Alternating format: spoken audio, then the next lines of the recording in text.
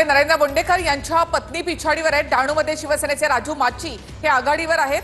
डहाणूमध्ये शिवसेनेचे राजू माची आघाडीवर, तर डहाणूमध्ये भाजपचे भरत राजपूत हे आता पिछाडीवर गेलेले आहेत। जव्हारमध्ये भाजपच्या पूजा उदावंत या सध्या आघाडीवर आहेत।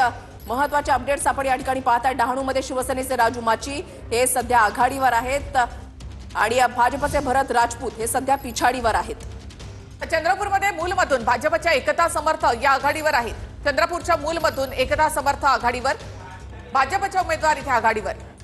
भाजप 104 वर पोहोचली आहे, शिवसेना 48, राष्ट्रवादी 37 आणि महायुतीचा आकडा पोहोचलेला 189 वर। महाविकास आघाडीचा आकडा पोहोचलाय 46 वर। स्थानिक आघाडी 15 वर पोहोचलेली आहे आणि विस्ताराने आपण जर पाहिलं तर भाजप सर्वात मोठा पक्ष, 104 जागा आणि कार्यकर्त्यांचा विजयी उमेदवारांच्या कार्यकर्त्यांचा जल्लोष जो आहे तो आपण या ठिकाणी पाहत आहे।